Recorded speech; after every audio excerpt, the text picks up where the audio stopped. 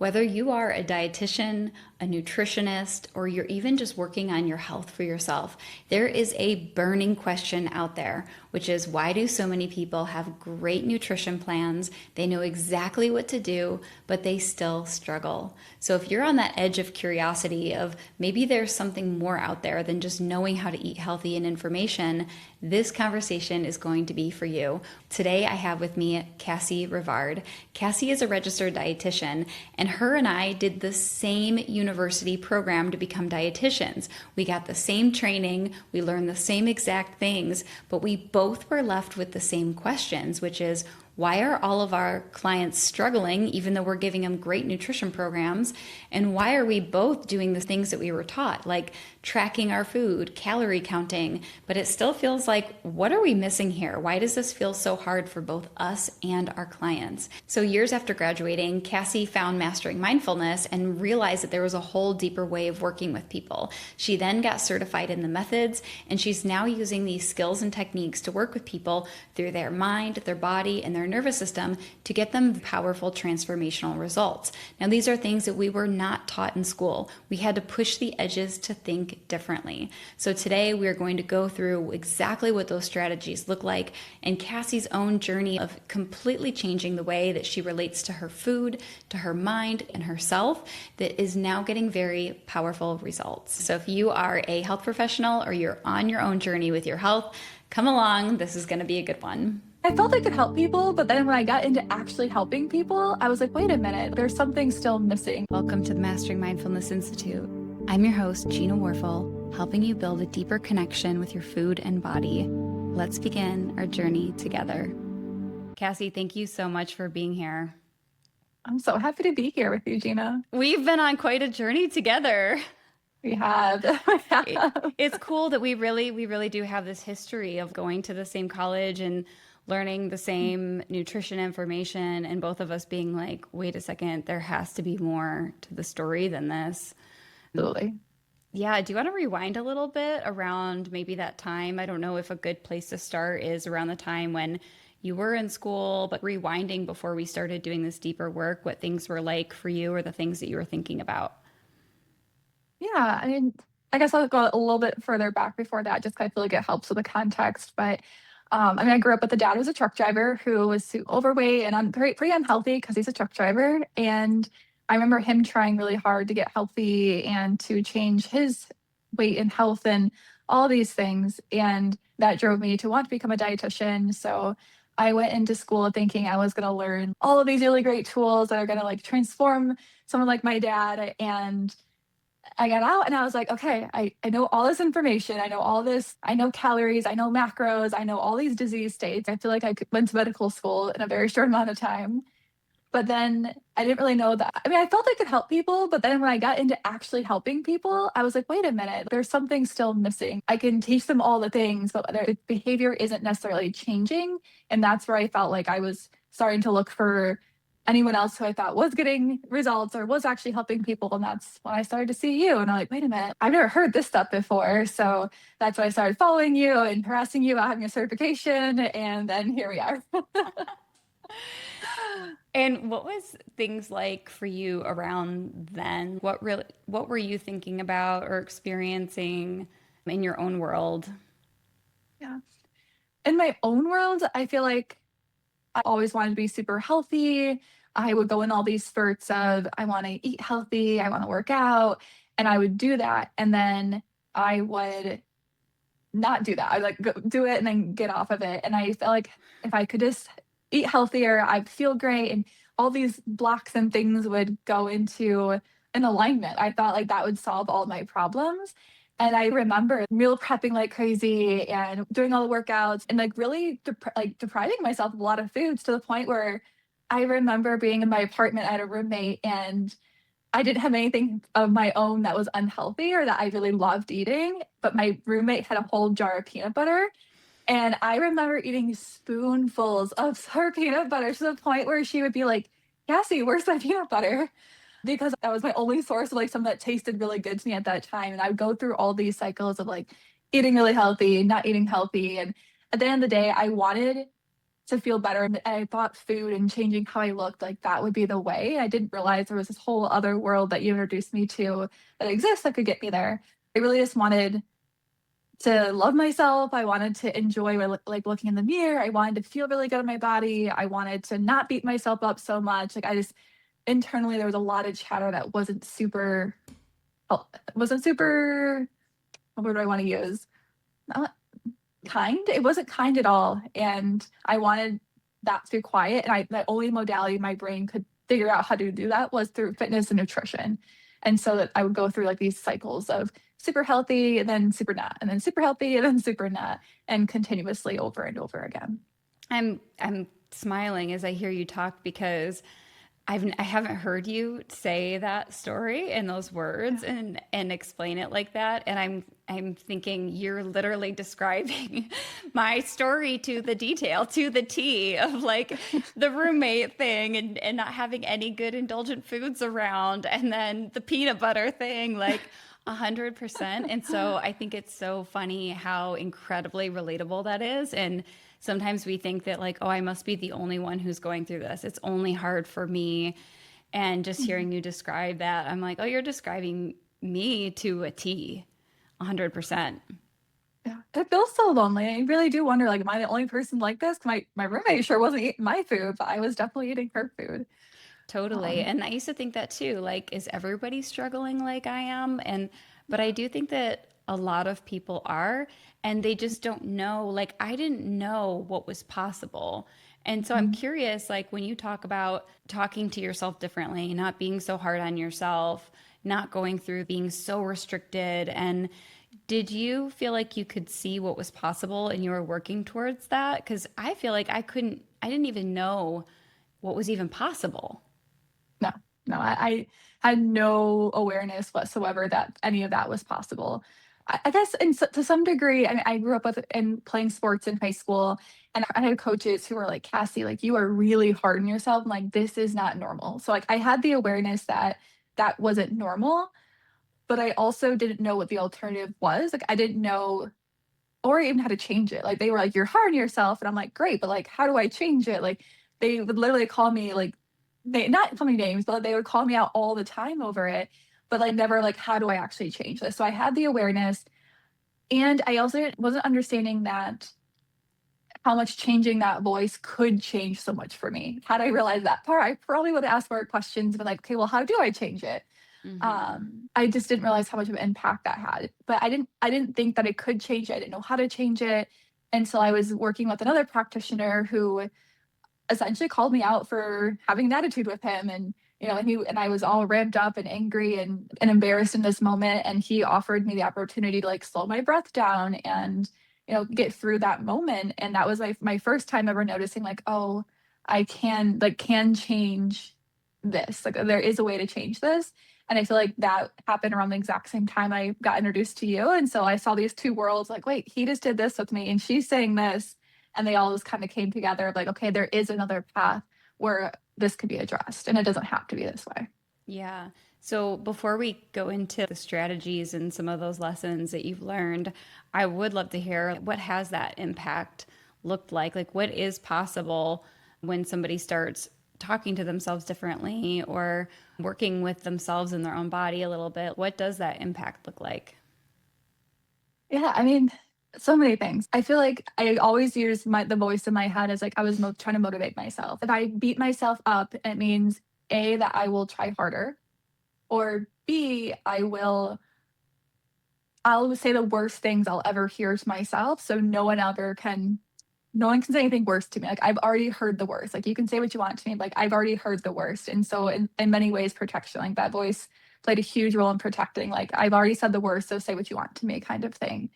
And I thought that was a great strategy until I realized I actually got to the other side of it and realized, oh, hey, when you beat yourself up, you feel like crap.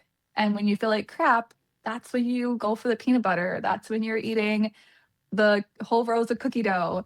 That's when you don't want to work out because you feel so crummy about yourself. That's when your mind starts to spiral on every other part of life. Like it doesn't just stick to health, it goes to every other part of life. It's not giving you the motivation you're hoping for. And if it does, like if that is the one of the 30 different times that you do this and it does motivate you, it lasts a week. You'll eat healthy for a week, you'll work out for a week, you'll do whatever for a week, maybe two, but eventually you're going to find yourself back in this place. And then you're going to beat yourself up again. And then it's going to turn into not doing those things for some period of time. Like, and that cycle will just continue. So now that I'm on the other side of that cycle, I realize by being kinder to myself, like I always think about my inner talk being more like my constructive, like my like compassionate constructive confidant is like how I think about her. Like I don't want her to be sunshines and rainbows, because I think that was the other thing I thought if I'm kind to myself, and that means I'm like, you're amazing and you're great and like all these like butterflies and unicorns and sprinkles, and like that's just not me. And that's what I thought I needed to be able to be like have a better inner talk and to see results. But I realized like, no, like she can still be constructive. She can still call me out and hold me accountable to what is the goals that I have. But the way in doing so doesn't have to berate me, doesn't have to be nasty. And that if I'm actually kinder, like if I actually use constructive words, like I would say to a friend or a client or anyone I loved, then I wouldn't feel crummy, and it would actually keep me in motivation and keep me in momentum where I could actually take action and not end up doing all these behaviors I didn't really want to do in the first place. So Yeah. that's like the biggest one. It keeps me in momentum, having a kinder voice inside of my head. You said something so important that I don't want to let it just slip away, that I really, really want everybody to hear and let that land. And you said something about how when you have a thought of berating yourself, or how your mind can be the one thing that spirals you into Mhm. being hard on yourself, or oh well, and it spirals you in your eating, in your life, in the food choices you make, and oh well, I'm going to grab the peanut butter. Like, it's actually the thoughts that spiral the behavior.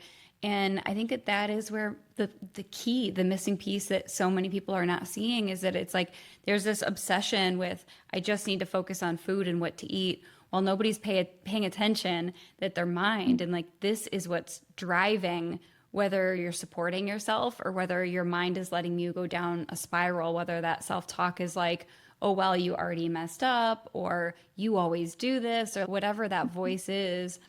It starts with the thoughts and the mind and the voice. And if we, until we wield this, Mhm. our habits often continue to spiral into exactly what you were talking about. Yeah, absolutely. It absolutely is number one.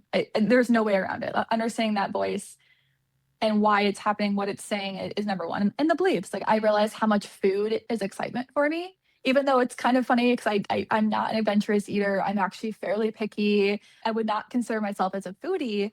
But I remember growing up, my dad, he would come home off the road. He's only home for 3 days. He doesn't want to cook. Like he wants to go out and eat. And it was exciting. It was something outside of the monotony for me.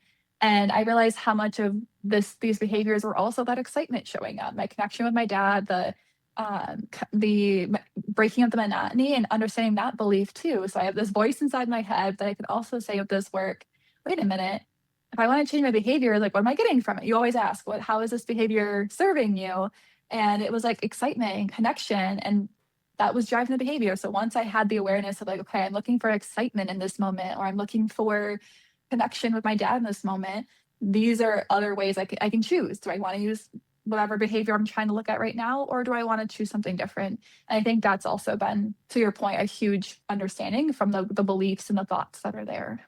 And I think what people often overlook is they're like, oh, that's nice. I see my relationship with food. It helps me feel connected to my dad or my family, while not realizing the power these relationships hold. That we think Mhm. that it's just interesting, but what's so much stronger than just, oh, I'm choosing to eat this healthy food, is the memories and the relationship and the emotional connection.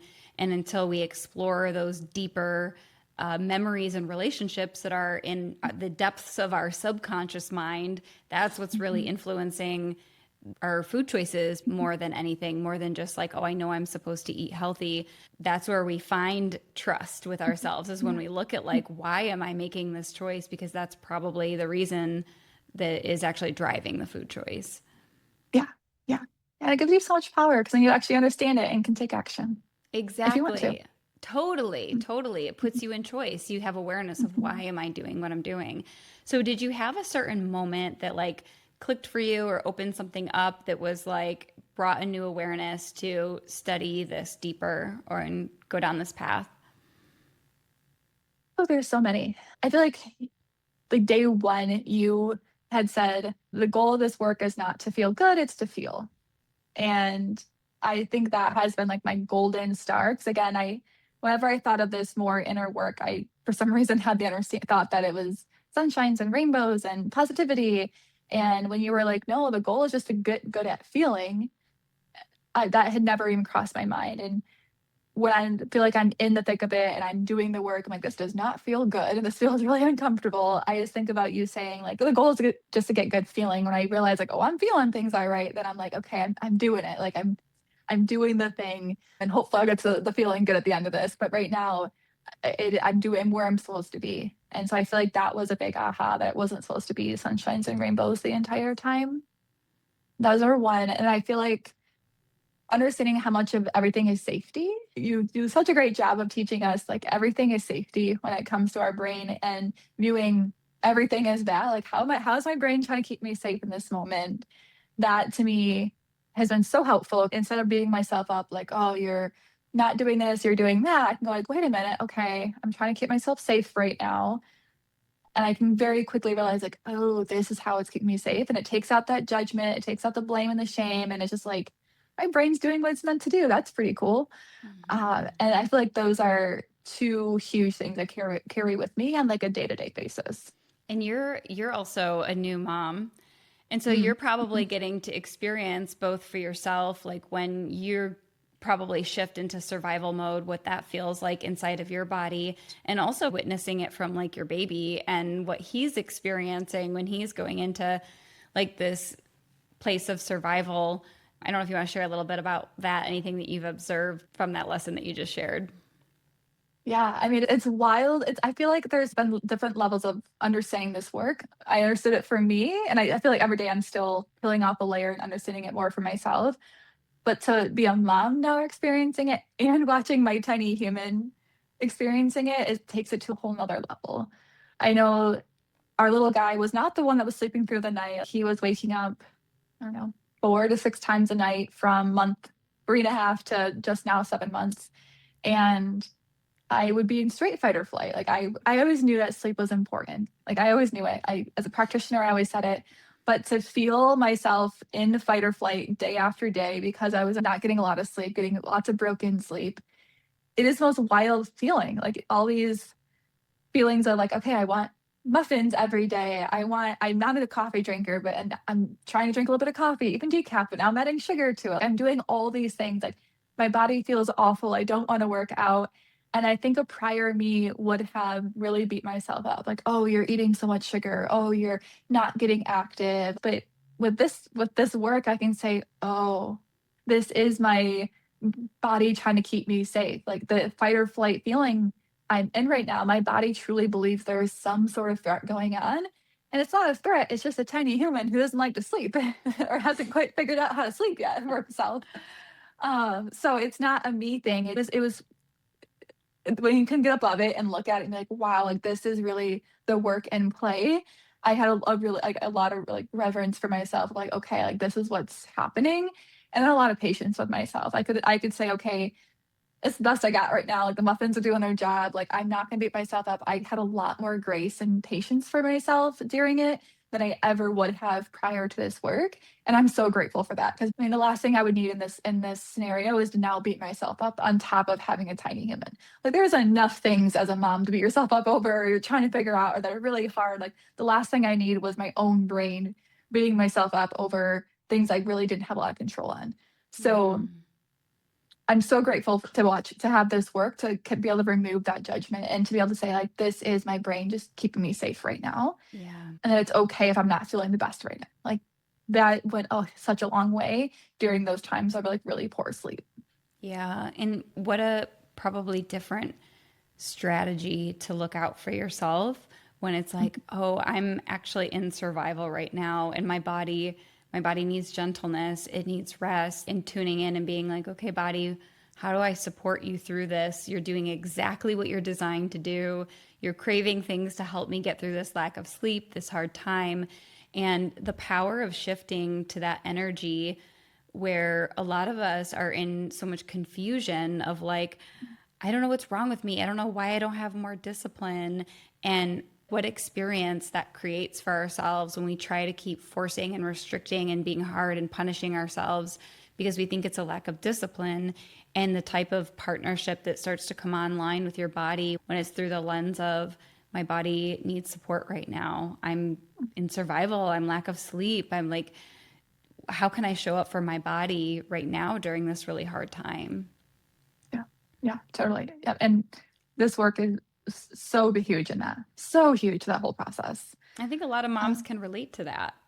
A yeah. lot of moms Yeah. who are going through it and they're just like, why am I struggling with discipline? And bringing in that compassion of like, where do I need support? Mhm. Yeah. Yep. And yeah, and I think getting creative with that support, I feel like also like keeping you in choice, like you had mentioned, like having this perspective, I can now say, okay, maybe I don't want to have the muffins all the time. What Hmm. else can Hmm. I do for myself? Like, is there something else I want to choose today? And that might be like a hot shower or make sure I'm hydrated. But it kept me in choice and out of the spiral, where in a spiral, there is no choice. Like, I'm just in it and it's not a great place. And so this work so much helps that. And I hope every mom does this work to help them because it's so tough. It is so tough Yeah. without sleep. Yeah. And so it sounds like you're asking just a different set of questions instead of like, how do I have more discipline? It's like, how do I nurture myself more? Because what I'm Mhm, needing is maybe to be nurtured, or I need to feel good because I've been nurturing a baby. And so now I need mhm, that for myself. And with that, like mhm. you said, with that awareness, you can be in choice Yeah. Yeah. with those Yeah. questions. Yeah. And I think to kind of double end it, you always talk about how uncomfortable these things are in the body. And before having him, I was like, yeah, sure, okay. But then I'm watching this little tiny human have hunger and feel super tired. And he loses his mind when he is hungry. Like he's not just like, hey mom, I'm hungry. No, Yeah. like he's like nuzzling my chest. He is very active trying to seek for food when he's hungry. And then if it is not quelled, then he then jumps to like, okay, now I'm gonna cry. Now I have these big emotions over it. And same thing with his tiredness. Like he might rub his eyes and yawn, and if you don't catch those things fast enough, he's now he's very fussy, and it's very clear watching him how uncomfortable hunger and being tired is. And it made me just realize like that's what's still happening here. I'm still a tiny human in here. I still have hunger that maybe I'm better at sitting with hunger. Maybe I'm better at not crying when I'm tired sometimes.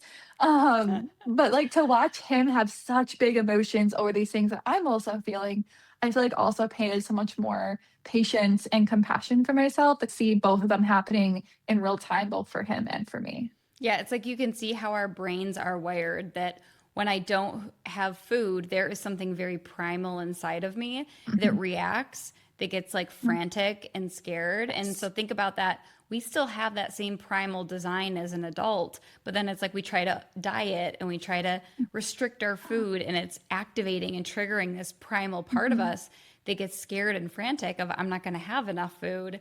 And then you get Mhm. to see him firsthand as soon as he starts feeding. It's like his body probably calms down, his nervous system Mhm. calms down.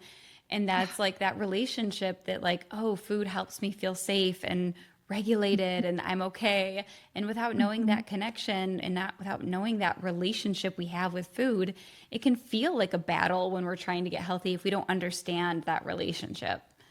Totally. Totally. Yeah. 100%. Like to kind of paint that point even further, again, he's now sleeping through the night. And the first 2 nights that he did sleep through the night, before he was eating 4, 5, 6 times throughout the night. So getting quite a few calories throughout that time. And then the first 2 days where he slept through the night, I was feeding him more, but I don't think my supply during the day had quite caught up with him eating throughout the day now. And he was so fussy. I'm unbelievably fussy where I'm like, what am I missing? Like, what am I doing wrong? Like, that's the spiral started for like, what can I help you with? And I hate that I realize now, like, he was just so hungry. He was so hungry because my body just hadn't quite picked up the supply for during the day.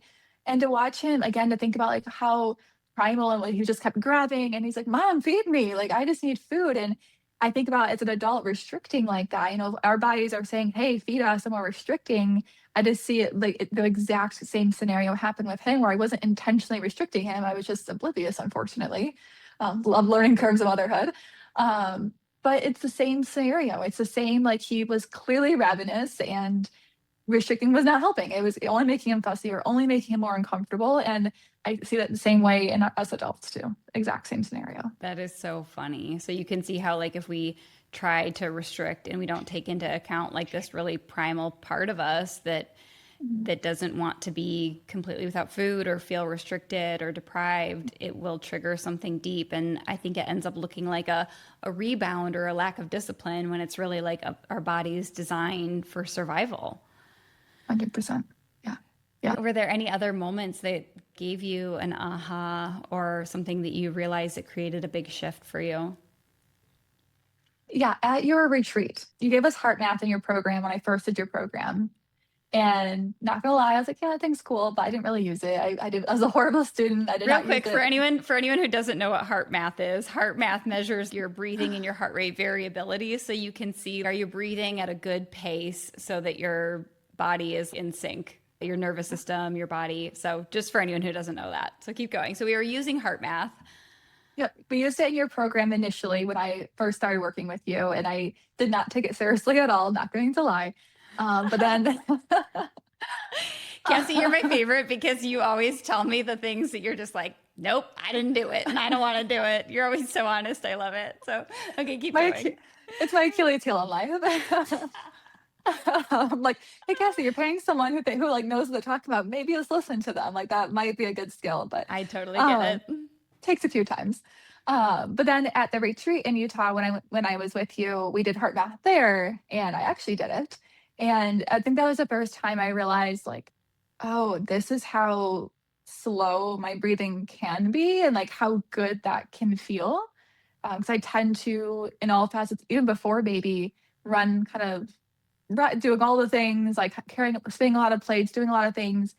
And I didn't realize how slow your breath, I don't want to say should be, but like just how like it can feel to slow your breath down and to understand what it feels to truly go out of kind of like that fight or flight into like more like a rest and learn or like rest and digest state. So you felt yourself slowing down your breath. And Mhm. what did you experience when that happened or when you started to do that?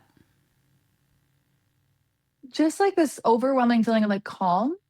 I always say I love feeling energy. I like spinning all the plates, like something I really enjoy. And there's an energy behind that. And I always said, well, I don't want to slow down because I like that about myself.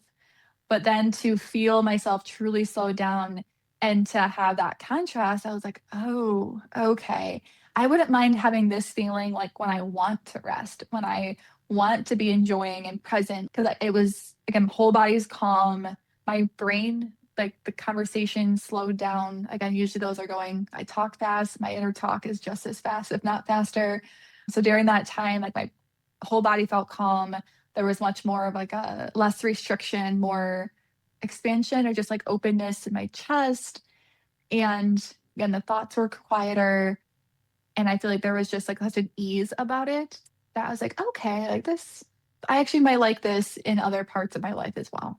Yeah. So did you end up using that in other parts of your life? Yeah. So I mean, I keep it on my desk. Like I have it right over here. So I keep it on my desk and use it. And then I didn't end up using it, but I did bring it to my natural labor with my son. Because Oh. I say like your breath is like one of the most important things. Breath and also allowing like contractions, like in natural birth, allowing contractions to happen, not tensing up and just really allowing them to happen. Breath and allowing are the two things I understood going into my natural birth that are really the most important pieces to being able to successfully have a natural birth, barring all other complications and things like that. And so when I was thinking, okay, like how can I have a tactile understanding of like, am I doing this or am I not? I had HeartMath in my hospital bag ready to go. I did not end up using it, but it was there, and I trusted that as a tool to be able to help me if I felt like I was resisting or contracting or not really letting like those contractions happen as much as we needed to progress labor. But I use it pretty often in my normal life as well, whether it's Yeah. work, which is really great. I noticed something similar that before I did HeartMath, I had never thought about my breathing. I didn't even consider it. And then my sister introduced me to HeartMath, and she was like, "Oh my gosh, like your body, it kind of shows you when your body is in a fight or flight state." And she was like, "Are you okay?" Like, and I was like, "What do you mean?" And I didn't realize that my breathing was so constricted that my body was actually living in a state of fight or flight all the time. And my life mirrored that with my eating. My food choices were impulsive. I lived with all of my attention in my mind, and I was so hard on myself. And everything was like this constricted state of fight or flight.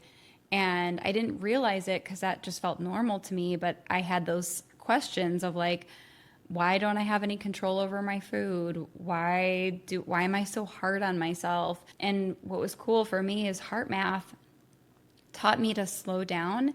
And I noticed when I started breathing more slowly, I started feeling more and feeling my body more, feeling my emotions more, feeling, am I hungry or is this just a craving? My breath helped me slow down and come into my body. And I didn't realize how much learning how to breathe was going to be so important for me to shift the way that I relate to food. I had no idea that those two were connected, and I think a lot of people still don't realize how intertwined they are, you know? Absolutely. I also had no understanding of that. I had heard breath is important. I had tried meditation. I definitely was aware breath was powerful. But again, I had tried meditation. I tried some breath work, and all of it always felt uncomfortable, unhelpful because I always judging myself the entire time. But I think heart math is so helpful because you do have like that visual of like, okay, I can just focus on the visual. Like, and I think that helps occupy my brain to allow my breath to slow to allow me to continuously do the breath long enough to actually start to feel the difference. And I think once you have that visceral feeling and that visceral, like, oh, this is how it's supposed to be, this is how it can be, and this is what happens once I do that, it really it's like a flag in the stand or a north star. Like you know what to get back to. For example, like I know like when and with my son when I'm super exhausted or in that fight or flight, I can feel that I can so vividly feel now when I'm in that fight or flight state because of how I felt. Like I know what's possible and I know if I'm feeling this way and I'm feeling this constriction, then I'm more numb to my emotions. Like I can't really make a decision on anything. I have a hard time making any decision, whether it's to eat, to if I want to do something in my business or not. Like everything feels like I just can't make a decision. Like I have no emotion around it. And then once you slow down, you're like, oh, I do have emotion towards that. And I can choose. Like there's so much choice that comes in that slowing down. That is so, so well said. I love that you brought that up because it's not about never being in a state of fight or flight or never shifting into those states. Our bodies do that. But when we don't have awareness that we can work with that state, then it's like we stay constricted and numb and cut off to our feelings. And then everything becomes confusing. Like, I don't Mhm. know, am I hungry? What am I feeling? Why am I eating? What decisions do I want to make? What's right for me? Everything is like, I don't know. And I can Mhm. relate to so much of what you're saying because I remember always being in a place of like, I don't know, I don't know, I don't know. And Mhm. then what you described so beautifully is like when you start breathing and calming down your nervous system and getting out of that state of fight or flight and you start feeling more, feeling your emotions more, it's like, oh, maybe I do actually really know. I loved how you said that. That's really beautiful. Yeah, it's huge. It makes such a difference. Yeah. Were there any other big moments or even just some of the things that you are practicing and using now? Definitely breath. That's always an area I want to get better at and I want to do more of. But just again, even with my son, when he's upset and fussy, again, now we're in like the teething stages. So I feel like we got through the sleep. We're like, yeah, sleep's good. But now we're in the teething where he's fussy and I've checked all the boxes. He's everything I can do is fine. He's just fussy now because he's teething and all the things. I previously would probably get very reactive in those situations or feel very impatient. Though with this work, just remembering to pause. I think pause before food, pausing before pretty much anything. Pausing has been number one, like the number one, like biggest needle mover for me is if I can just pause. If I can just pause, I'll be less reactive. I'll be able to respond likely how I want to, or at least like create some space. And I think I'll start with pause and I'll go to breath, like where I was going before. But with the pause, I think before I was super reactive, rather if it was for food, for pretty much all parts of my life. I've always been pretty reactive, but pausing at, but first I'm like, what do you mean pause? Like, I can't pause. But I realized like at first the pause is a millisecond. And I remember you saying this, like you just see like it's a millisecond at first. And then it becomes like 2 milliseconds. And then slowly but surely, like I imagine now I have this wedge between the thing that wants to trigger me and then what my response to it. And at first, like that, it was a very quick millisecond that I didn't have much time in there. And then over time, that wedge has gotten further and further, where now that pause is much longer and I can truly make a decision. So, like, that pause has been insurmountably helpful in both being a mom and business and food, like every facet of my life. Learning to pause has been like the most powerful thing I feel like I've been able to do for myself. And then breath being the next one. Again, I'm not the person meditating for 20, 30 minutes a day, but even remembering with that pause, like if I feel myself like, okay, I'm starting to get like ramped up, take a breath. Just take a breath. It doesn't have to be 5 breaths, 10 breaths, 10 minutes, just take a breath. And that moment is so helpful. The pause and the breath have been so helpful. Mm-hmm. I love that you talked about the power of that pause and that breath, of just slowing down time, so that what I feel from you is maybe going from this place that kind of feels like I'm hard on myself, kind of chaotic energy, to what you're doing is practicing to wield your energy, to slow down, to check in with yourself. And maybe it doesn't always look perfect, but it's feeling, what is my body telling me? What am I needing? When do I go into that state of fight or flight? And you're working with your body in that space with pausing and your breath. And I love how you said that. Yeah, it's huge. Huge. The pause and the breath, they're so huge. And it really is, I think, again, to your, what you always say, like allows you to make a choice. When I pause and take a breath, I can make a choice of what I want to do next. Without Mm-hmm. that pause and certainly without the breath, it's very reactive and typically not what I want it to be. So they're huge. And what you said right there too is really important, is the power of being in choice. Because I think the biggest challenge that a lot of us dietitians have is that we're trained to give people the information on what to do. But when we tell people what to do, a lot of the time they start rebelling it. And the same with us. If we give ourselves rules, if it's like, here's what you should eat and what you shouldn't eat, or we give our clients these rules of here's what you need to eat or don't eat, a lot of the time people start rebelling against it. But when you can build your capacity to be in choice of like, what do I want to choose? How can I call on my knowledge of how do I take care of my body to really build that muscle of being in choice? There's nothing that is stronger. There's no food rule that's stronger than building that power of slowing down and pausing and being able to choose, like, what's the right choice for me? Yeah, and I think yeah, absolutely. I had a client who thought, he was like, Cassy, I keep eating at night. So I had an idea. I'm going to put, I think he wanted to put his remote in a lockbox, or he wanted to Yeah. have like an app or turn off his TV at a certain time. So it forced him to go upstairs and go to bed and all these things. And I remember asking him, like, how do you think it's going to feel? Like, if your TV's going to just shut off mid episode of something you really enjoy, like, will that feel very empowering or not feel very empowering? And he's like, I'm not gonna like it, but at least I'll go to bed. And I was like, what if there was a different option? What if we got you into like why you want to go to bed and got you into feeling what it's like to go to bed and how that's going to feel for you? And he's like, okay, I'll try that. And it went really well. Like, he went to bed on time most days that week. And it just was um so surprising to me because he wanted to jump to like these rules of like, I'm gonna have this app turn it off for me. I'm like, in my brain, I'm the rebellious child in me is going to scream at like, you gotta shut my TV off. What if it's a good part of the I episode? Like, I'm felt just that gonna as soon as you said it. I was like, oh yeah, if that was me. And then not only do you have a rule of the TV just shuts off, but then you have a dietitian asking you, did you shut off the TV? Like, that right. sucks. Yeah. Like, I feel like a child, like I'm being reprimanded now. And I no, like all of this sounds Yes. terrible. And he was so well meaning by it because you could tell he really wanted to change the behavior. But and it's we've had this client and I've had so many conversations in the past how he can be pretty rebellious, and that is definitely a tendency of his. So it was interesting to see that pattern kind of see it to come up again and then to offer something different.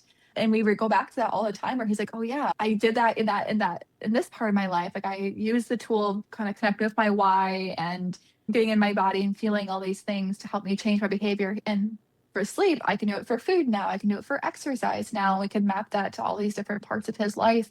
But I thought it was just so funny. Like no one's going to enjoy their TV just randomly turning off And that's time all to go that to people bed. really know is like, I need to Yeah. give myself a rule or a reprimand.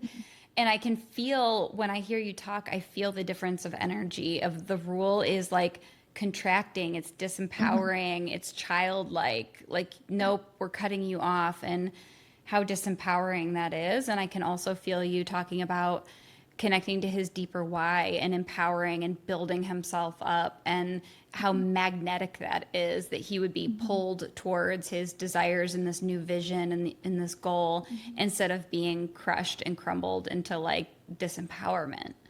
Mhm.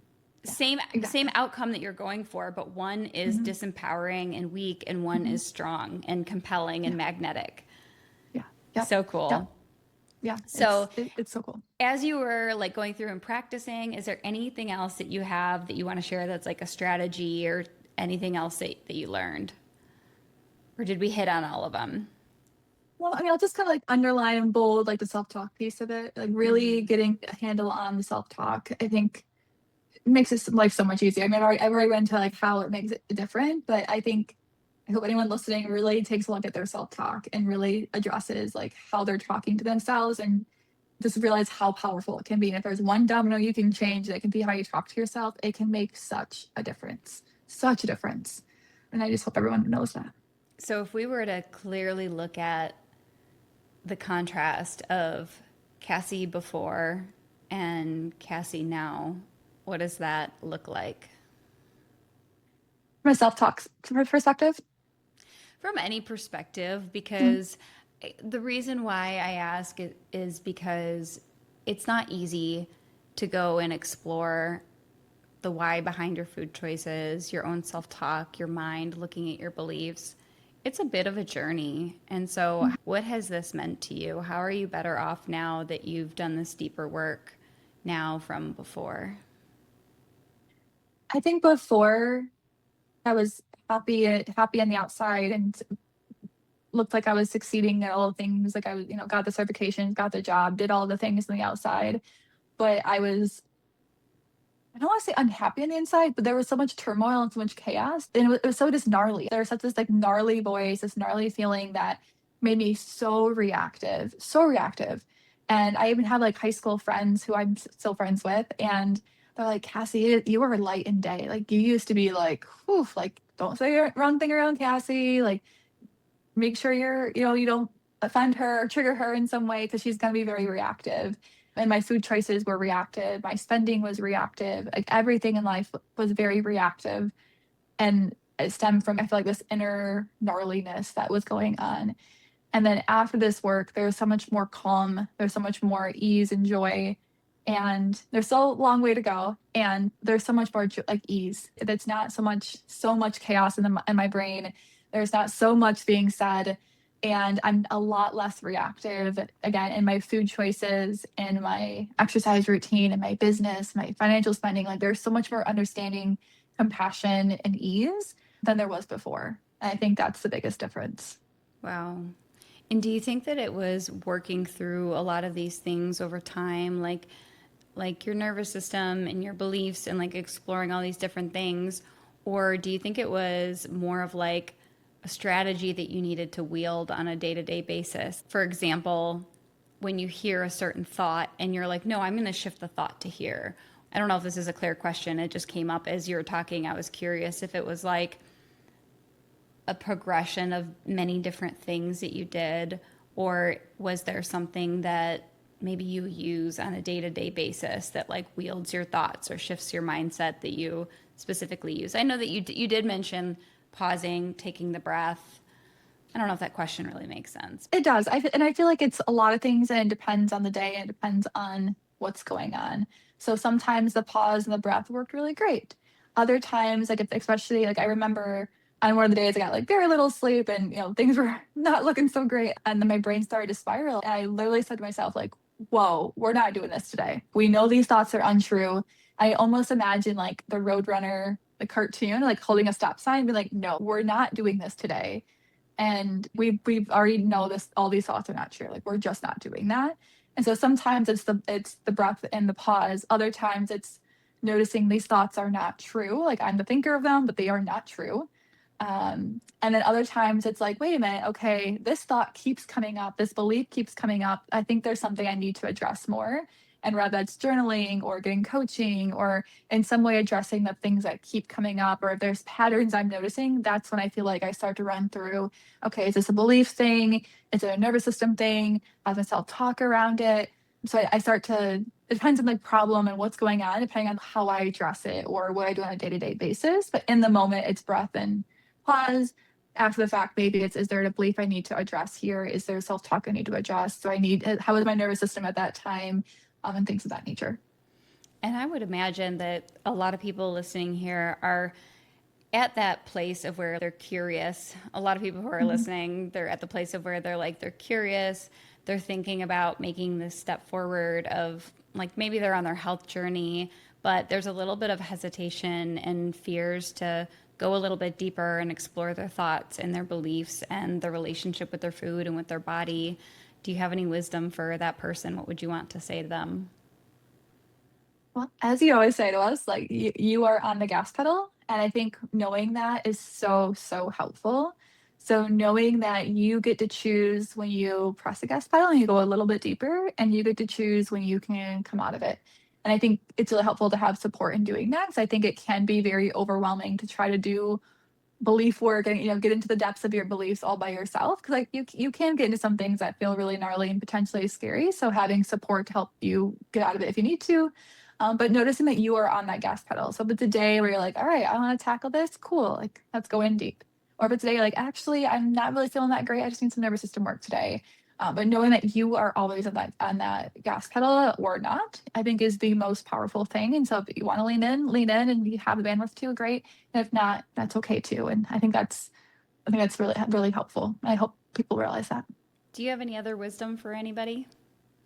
Again, I'm gonna go back to self-talk. I think it's so big. Just Yeah. really make sure we're compassionate toward, like really compassionate towards ourselves. People really think that the opposite is true, but if you can take one thing away from this conversation, it is really be mindful of how you're talking to yourself and just try it for a week. To see how the opposite of how you're talking to yourself now, if it is pretty gnarly, and just notice that it can make a huge difference. Yeah, I couldn't agree more. It's like if that voice in your head is beating you down, how can you lift yourself up and become your Yeah, most expansive best self at the same time? We yeah, can't do it. yeah. No, no, it can't. Well, it's been really amazing to witness you work and really like do that, being willing to like show up and have the self-reflection and do that deeper work. But what's been amazing is to see you, like I mentioned, like wield your thoughts and pull back your energy, and also that it's not about always being perfect, but it's about having this connection with yourself and with your thoughts and with your body. And I don't want to say controlling it, but like harnessing it and like harnessing that inner power that we have. And I feel like that's the magic that you really bring to people is you do have the knowledge around health, but more importantly, you help people really wield their thoughts and their power of being in choice. And it's amazing and it's really beautiful. And I want to really acknowledge you because there's not enough people who have support with this. You know, a lot of us like get a ton of health information, but we are feeling like, how do I tap into that own inner power that I know that I have? But it starts in here. It starts with our mind and it starts with our body. And so, would you like to share a little bit about what does that work look like to work with you? Because it is unique, it is really different, and it is really powerful work. Yeah. Well, first, thank you, Gina. I always appreciate your reflections back to me about, you're like, yeah, Cassie, you're really great doing this. Like, it's so helpful to hear it from the outside in. So I always appreciate it. So thank you.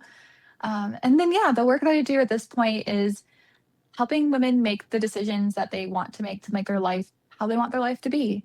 I think a lot of times we get stuck in a life that's not ours. Like we're choosing things because a partner wants us to. We're doing the job or the certification because our family wants us to do it. Or there's a lot of these outside forces impacting what decisions we make.